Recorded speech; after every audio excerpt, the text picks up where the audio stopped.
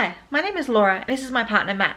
We flew to Tasmania, hired a camper van, and for the last 2 weeks have been doing the hashtag van life around the holiday island. I thought in this video it was time for us to finally do a van tour, but first up, breakfast.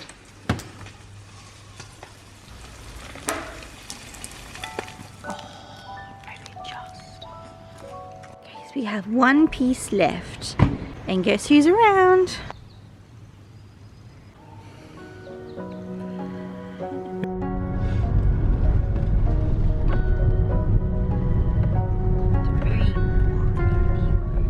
Very windy road.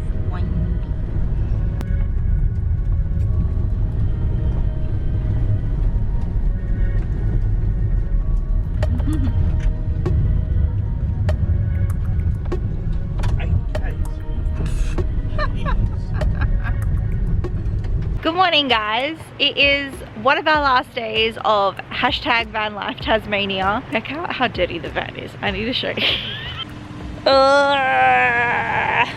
Yes, we hired a van, by the way. So we're currently at Bruny Island, in case anyone's missed the last one. We're on the way to check out the lighthouse. It's one of the touristy spots on the island, so we thought, why not come have a look. But we're seeing this little lookout, and there's lots of trees, but let's look out anyway. Whoa.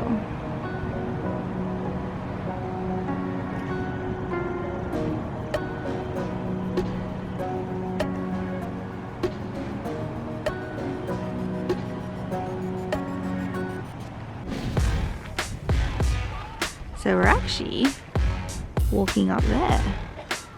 Guys, there's a bunny rabbit.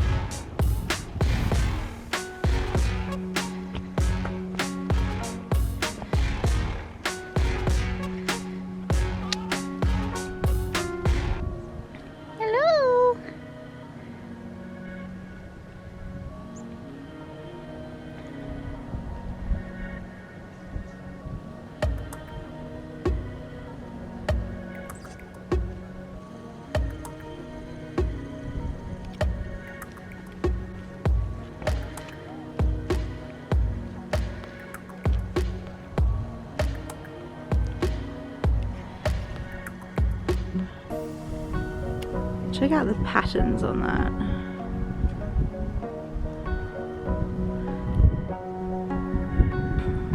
So we've come out to the Bruny Island lighthouse. You can do tours, but I think Matt and I, we've really just come here for the view. And we have to do the, have you ever felt like this? When strange things happen and going round the drift. We came, we saw, we conquered. Leaving. Okay guys, as it's coming to the end of our hashtag van life around Tasmania tour, I thought maybe it's time to do a wee bit of a van tour. Now it's not our van. Clearly we hired it from Cruise and Motorhomes. Cruise and Motorhomes, I would say, is like a budget hire company. It's not too bad, but it's not the best, okay? The concept of having a van is great. I love the idea. Drive wherever you bloody feel like it, find a spot, pull over, camp for the night. If you're allowed to camp in the area, make sure that the place says camping is okay. We used an app called Wikicamps, and Wikicamps is what told us a lot of the places that we could stay at. We kind of chose to stay at a few caravan parks because Tasmania is extremely cold, and it is nice when it's cold to have a nice warm shower at the end of the night. So essentially, this is the outside of the van. So this van is a Toyota Hiace. It runs on unleaded fuel. It does pretty well for fuel. We do find though we have gone through a bit, only because we have driven well over 2,000 k's since we've started hiring it. We've obviously driven up into the mountains and all the rest of it. We have noticed that in some areas where it's very hilly, we can smell the gearbox burning. So I'm not sure if it's the area, like because of the terrain we're going through, or does the van just need a service? I have no idea. I'm not a car person. I'm giving you the real tour. This is what it looks like at the end of our tour. Check out the dirt, all our pamphlets for places that we've wanted to visit, Matt's rubbish. So this particular van is automatic, which is great.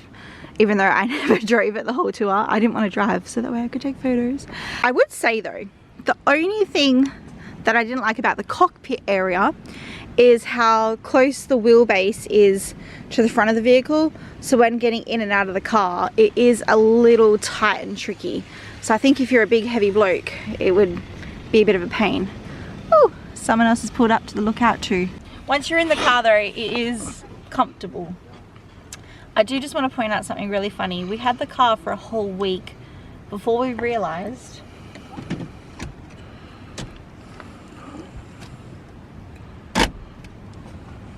there are cup holders right here. We were using the cup holders behind. Yeah. It only took us a week to work it out. Okay, let's go to the inside of the car. That's the main bit that everyone wants to know about. Hashtag van life reality. Now, this van has four seats. It actually is a 4-people sleeper. So you obviously got the 2 at the front, and there is 2 chairs at the back here. And if we were to fold the bed up, it would actually make a couch right here. It's not suitable for while you're driving, but for while you're seated, this would be an open area. But when you're on holiday, you don't want to. So this is the back. Okay, like I pointed out, we have left the bed down the whole time while we're on holiday because we're on holiday. We don't want to be having to reset the bed up every single time. Cars keep driving past because we're in a popular lookout spot, so that's what the noise is, by the way. The kitchen area is at the back. If we want to access the kitchen area, this is generally the area that we need to go through. We are not using the side access because we have the bed set out the whole time. We're on a holiday. We don't want to be resetting the bed every single day. Like, who wants to do that when you're on holiday? But if I want to get in the back, now I'm going to point out I'm 5'3".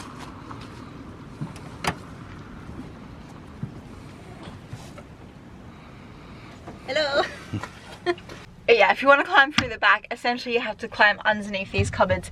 Now, as it's the end of our trip, we've kind of emptied out most of the stuff already. I think I actually might have emptied out all of them. So we are given... Oh, this one was always a bit sticky. It's alright, we hide it. If I owned it, I would be a bit more pissed off. So we do have this overhead area. This became our pantry. We have a sink that currently has bits and pieces like fruit and whatnot in there. Okay, usually all this stuff kind of was up in the pantry while we were traveling.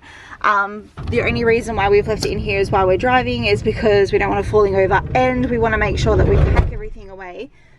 Thanks for closing the door, Maddie.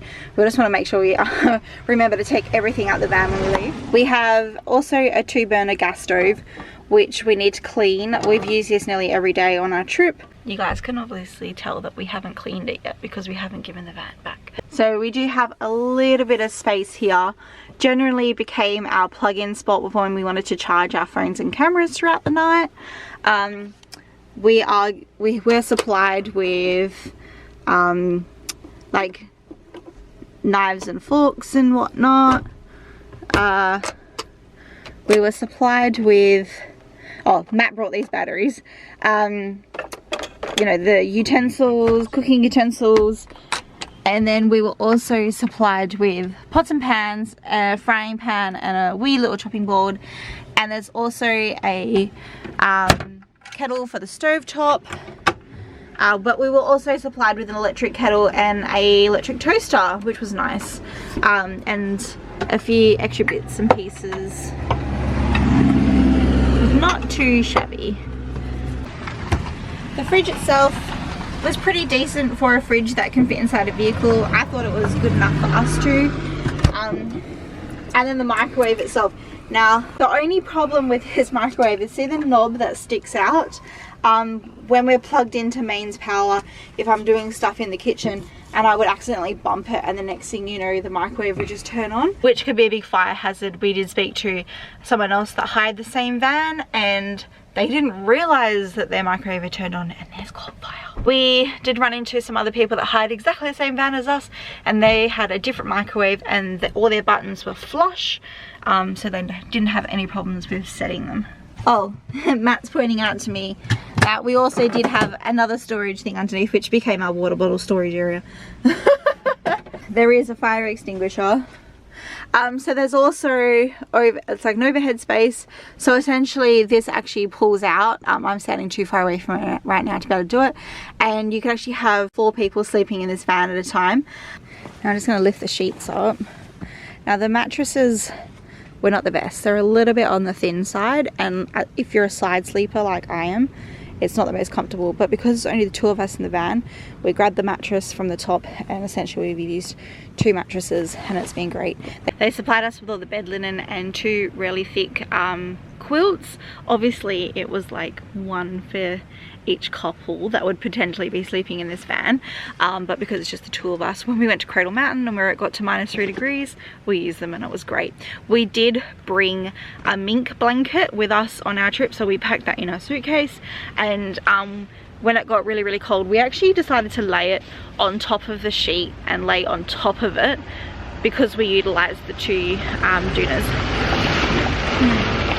Looks like this is a popular lookout spot. Oh, and then we also had storage underneath the bed here, and this is where the water hose, the electric cord, and we were also supplied with 2 camping chairs and a camping table. The camping table was a bit annoying because it kind of stuck around the back, but yeah. If we set this table up, if we set the bed up at the end of the day, there is also another table that could be screwed, so essentially you can have 4 people sitting on each side and eating a meal in the middle. But like I said, we're on holiday, we're not setting that bed up every day. So essentially I really enjoyed our trip. Camping and being able to use a camper van is so great because Matt and I are used to just using a swag, so if this was tip top for the weather, we have no idea what it would be like during the summer. The only thing I would say I didn't point out before is the vehicle, there's no insulation, so it's a cheap build, and I do think that they kind of fucked up a little bit. They really should have set the kitchen at the front area and then have the bedding at the back. We have seen another van that from the same company, the exact same vehicle that did that, so I'm wondering if this might have been like an older setup and we just got the older one and they got the newer one, because it would have been better if the bed was at the back and then you could always just enter through the kitchen area. So that's the so that's the 2 things I didn't think was that great, is that the no insulation, the place for the bedding, the fact that I always set off the microwave when it's plugged in, and just the fact that it's a little bit tricky getting in and out of the vehicle. In and out of the vehicle has nothing to do with the like cruise and camper vans or anything like that. It's just the make and model of the Toyota Hiace.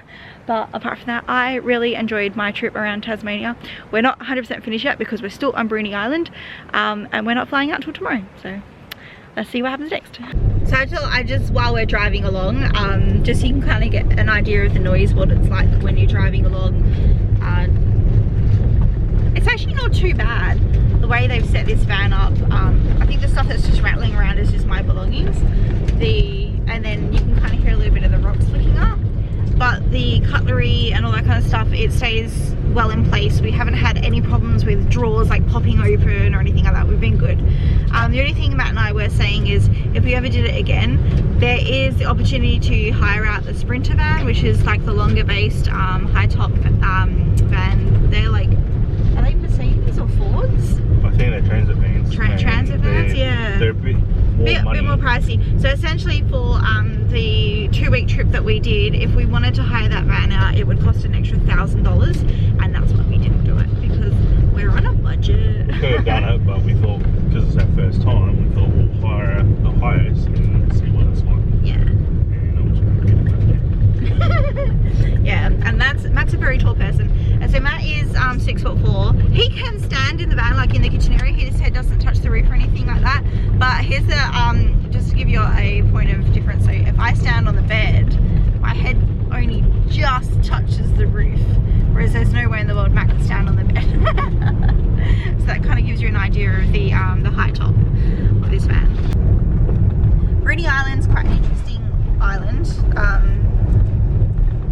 Rainforest, typical Australian forest, and then the beach is right there. It's quite interesting to think, like if I zoom the camera over, the beach is just on the other side of that hill.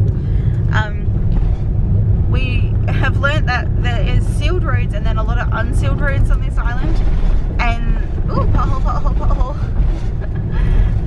And this road that we're driving on at the moment, there was a big sign saying that like main roads or like state government do not look after these roads, where there are other roads that they do look after, and we found that the roads that the Shire do look after compared to the ones that they don't look after are almost in the same condition, if not worse.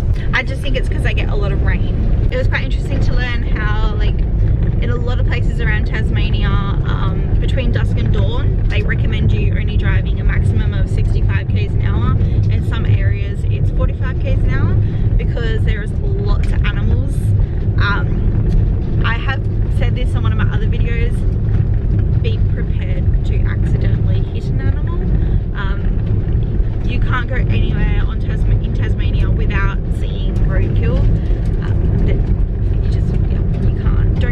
Don't try and like swerve because you'll crash. Your life is more important. Yeah, your life is more important. They might be cute and cuddly, but it's unfortunate. But it's just, yeah, one of those things. And because we're from Western Australia, you do see roadkill, but not as frequently as what we've noticed to see here in Tasmania. I also forgot to point out that on Bruny Island they also ask people not to go on the beaches after 6 p.m. This area, I'm assuming it's because essentially Tasmania is so close to Antarctica and whatnot.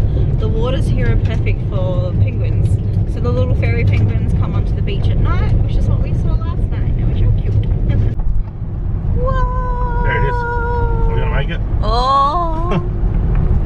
It's all the way down there.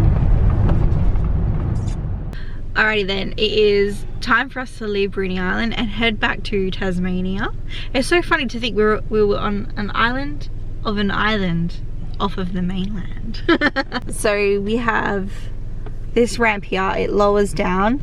This boat will come through.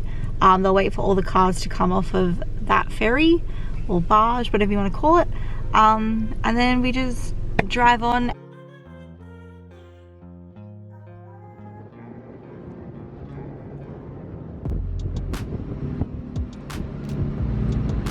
And you thought, wow, it's got 10 minutes.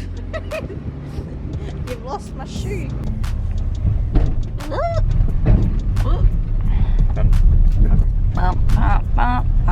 Copy. So I just realised we drove from one island to another island that is off of the big island. No, we flew from the big island to a little island. And then we drove from a little island to a little island. He doesn't get it! I'm done.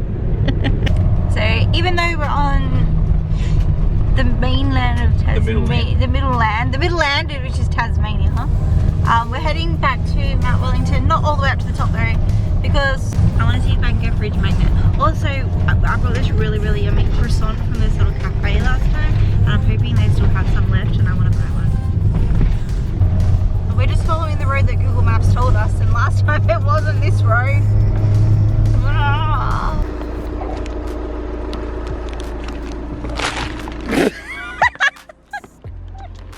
Almost fell over. Guys. I could smell the pepper when I did that. Far out. It was a disaster this time. Okay, Matt just brought a steak and pepper pie. He said the pepper is overloading. Matt is very sensitive when it comes to spices, by the way. So probably nothing wrong with it. And they had no croissants left. I think the other day was the best time we came. Yeah. But I got myself a cranberry slice.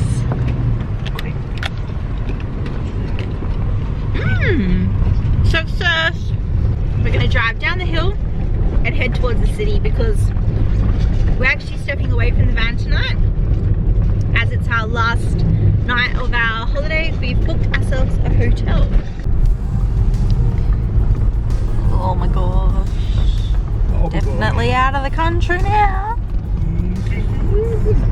There's so many vehicles.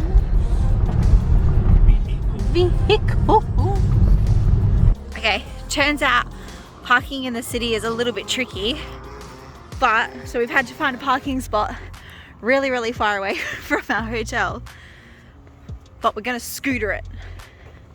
Scooter gang! It's been a while since I've been on a scooter. Alright. Hang on, I need 2 hands. Wish me luck. We haven't got there yet. It's all been downhill and I'm a bit nervous. I haven't done this for age.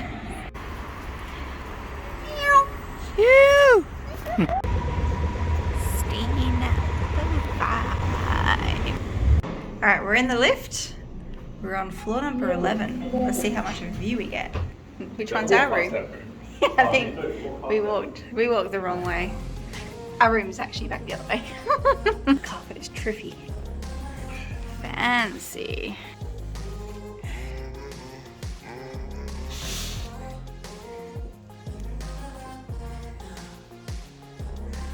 Ooh, that's a big shower. It's nice to know they've set it up for people that have disabilities and stuff. Ready? Okay.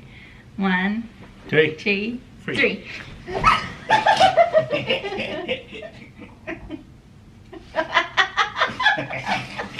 Oh, it's comfortable. Yeah. Okay guys, van life is officially over for now. We may do it again. After spending 2 weeks traveling around, sometimes hopping into a nice comfy bed. Our scooters are still there. Sometimes after hopping into a nice comfy bed, it is nice to stay in a hotel. We found out there's a pool. The only thing is we may need to catch the scooters back to the car to get our bathers. There's someone left their camera in there. We decided to scooter all the way back to the car because we found out the place we're staying at has a swimming pool, and we did bring bathers on our holiday. We never use them yet, they're in the car, but the hill is really steep and the scooters don't work up the hill.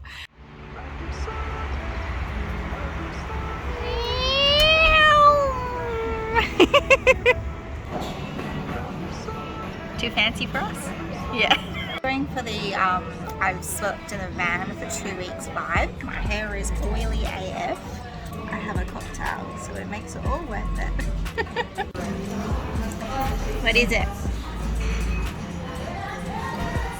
Yeah, rice crackers. Ah, we don't usually eat fancy food. Pickle Rick.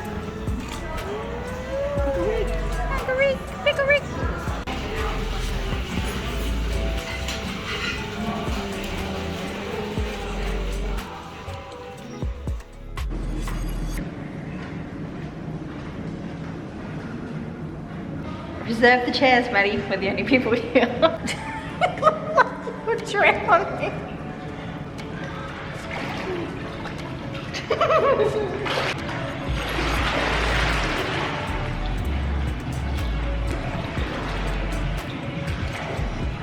Water is so nice. So I reckon go do your van life thing around Tasmania, and then just for the last night, splurge.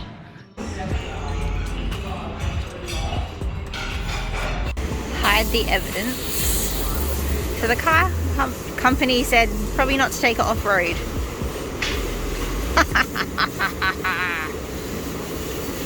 Sure we didn't. So even though our van tour is over, there's still one more thing that we should do before leaving Hobart. And that's go checking out the $2 billion Mona Art Museum.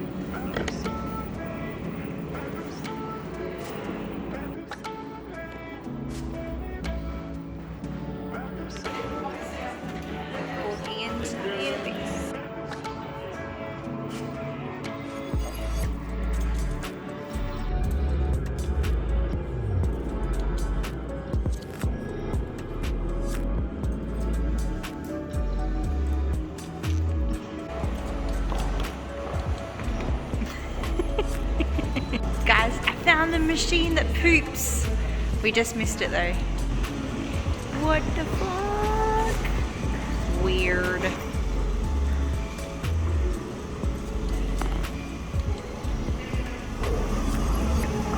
What the fuck? So we finished at Mona, the weird museum. Yep. I didn't video a lot, but there was a lot of penises and vaginas there. and I literally seen a pooping machine. And now we're chillaxing on beanbags. Yeah. Before we have to give the van back.